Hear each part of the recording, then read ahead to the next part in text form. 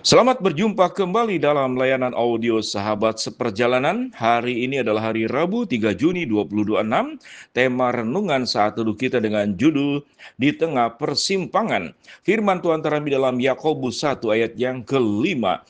Tetapi apabila di antara kamu ada yang kekurangan hikmat, hendaklah ia memintanya kepada Allah, yang memberikan kepada semua orang dengan murah hati dan tidak membangkit-bangkit, maka hal itu akan diberikan kepadanya. Marilah kita berdoa.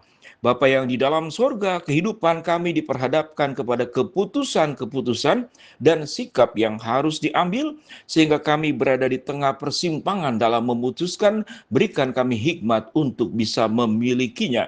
Dalam nama Tuhan Yesus kami berdoa, amin. Shalom sahabat seperjalanannya dikasihi Tuhan. Kalau ditanya apa yang paling sulit dalam dunia ini, ada yang mengatakan kesulitan ekonomi, ada yang mengatakan sulit menghadapi sakit penyakit yang tidak sembuh-sembuh, baik pada diri sendiri ataupun kepada pihak keluarga yang kita kasihi dan kita cintai. Ada juga yang kesulitan yang seakan-akan maju kena, mundur kena, seakan-akan makan buah si malakama, dimakan ibu mati, tidak dimakan ayah mati.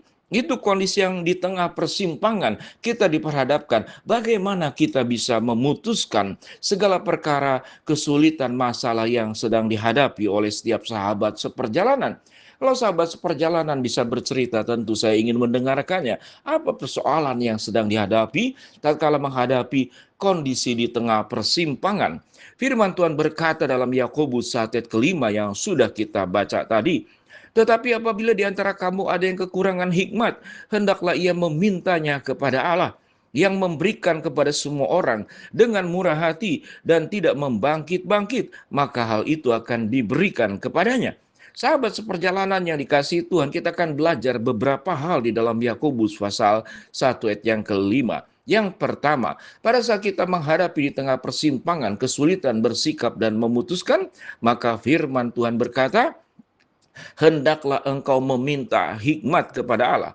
Hikmat yang kita pelajari khususnya berkenan di kitab Amsal dan hikmat yang seringkali dikaitkan dengan Salomo adalah bagaimana kita mengambil sebuah keputusan, bagaimana kita menyikapi segala keadaan, kesulitan, tantangan yang ada, bagaimana kita menyikapi kemiskinan, dan bagaimana kita menyikapi sewaktu kaya. Biasanya sewaktu miskin kita berkeluh kesah dan menyalahkan Tuhan, dan sewaktu kaya biasanya melupakan Tuhan dan mengagung-agungkan diri sendiri. Dua-duanya adalah sikap yang tidak berhikmat. Di dalam menghadapi masalah, orang yang kemudian tidak memiliki hikmat, menghadapi masalah kemudian menjadi melakukan tindakan agresi yang agresif, menyerang siapapun yang dianggap menjadi sumber masalah. Yang kedua adalah orang yang kemudian menarik diri, menyalahkan diri, menghukum diri sendiri. Bahkan ada yang mengambil tindakan-tindakan yang tindakan-tindakan pikiran pendek, mungkin menyakiti diri sendiri, bahkan yang paling parah melakukan bunuh diri. Itu adalah berbicara tentang kita tidak memiliki hikmatnya Allah. Tidak ada persoalan yang tidak bisa kita hadapi.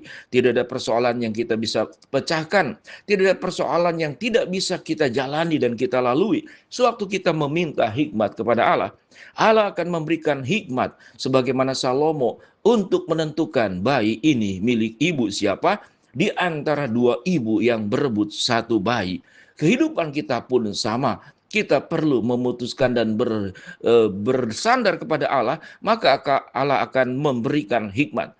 Pada bagian berikut dikatakan, hendaklah ia memintanya kepada Allah dan akan memberikan kepada semua orang dengan murah hati dan tidak membangkit-bangkit, maka hal itu akan diberikan kepadanya. Kalau orang itu memiliki satu kecerdasan, kepandaian tertentu, rahasia tertentu, atau ilmu tertentu, atau resep tertentu, biasanya dia akan simpan rapat-rapat, tidak mau dibagikan. Dia tidak mau dibagikan, karena itu hanya seakan-akan untuk dirinya sendiri. Tetapi Allah berkata, Allah itu bermurah hati dan tidak membangkit-bangkit. Dia akan memberikan kepada semua orang yang memintanya. Semuanya akan diberikan. Sahabat seperjalanan yang dikasihi Tuhan, kalau kita belajar bagaimana menjadi orang yang berhikmat, maka kita perlu belajar juga selain dari kebenaran firman Allah, kepada orang-orang yang memang diberikan karunia hikmat, Oleh sebab itu kita bisa konseling, konsultasi, bertanya, bertukar pikiran dengan orang-orang yang memang sudah teruji dalam hidupnya, dia memiliki hikmat. Dan pada akhirnya hikmat itu harus menjadi milik setiap kita masing-masing. Tentunya di dalam renungan sahabat seperjalanan, kita tidak bisa menjelaskan masalah demi masalah satu persatu. Sahabat seperjalanan yang sangat mengetahui, sangat memahami keadaan yang sebenarnya. Namun ada beberapa prinsip kalau kita melihat di dalam Alkitab, yaitu kalau ada masalah, jangan putus asa. Kalau ada masalah, kemudian juga jangan menyerang. Karena firman Tuhan berkata, jangan cepat marah, jangan cepat emosi, jangan cepat putus asa, jangan takut, jangan khawatir. Itu yang firman Tuhan katakan, jangan, jangan, jangan. Dan firman Tuhan berkata, ingatlah, aku menyertai engkau, aku adalah Allah yang setia, aku akan menopang engkau, aku akan meneguhkan engkau, aku akan memelihara engkau. Bahkan firman Tuhan berkata, aku akan menggendong engkau. Pada saat engkau terjatuh, engkau tidak akan tertelungkup. Karena ada sepasang tangan Tuhan yang ajaib yang akan menopang engkau. Ini adalah fondasi-fondasi yang mendasar bagaimana kita memiliki hikmat tatkala kita diperhadapkan kepada sesuatu yang di tengah persimpangan. Tuhan akan memberikan hikmat bijaksana untuk kita bisa menolong dan menguatkan kita. Pada saat Yesus akan diperhadapkan kepada salib, maka Yesus berdoa, ya Tuhan, kalau boleh, cawan ini lalu daripadaku, tetapi biarlah bukan kehendakku yang jadi, melainkan kehendakmu. Di dalam setiap kondisi di tengah persimpangan, biasanya kita akan memiliki sikap tertentu. Sebagaimana Tuhan Yesus, dia tidak memaksakan kehendaknya. Dia bertanya kepada Allah, biarlah kehendakmu yang jadi. Kalau cawan ini tidak boleh lalu daripadaku, biarlah kehendakmu yang jadi. Maka sikap-sikap seperti demikianlah yang perlu kita miliki. Orang yang dekat dengan Allah, bertanya dengan Allah, bergumul dengan firman Allah, maka Tuhan akan memberikan hikmat bagaimana kita mengatasi segala persoalan yang ada. Demikian juga pada saat Yesus lapar, iblis berkata, ubahlah batu ini menjadi roti. Ada 3 kali pencobaan.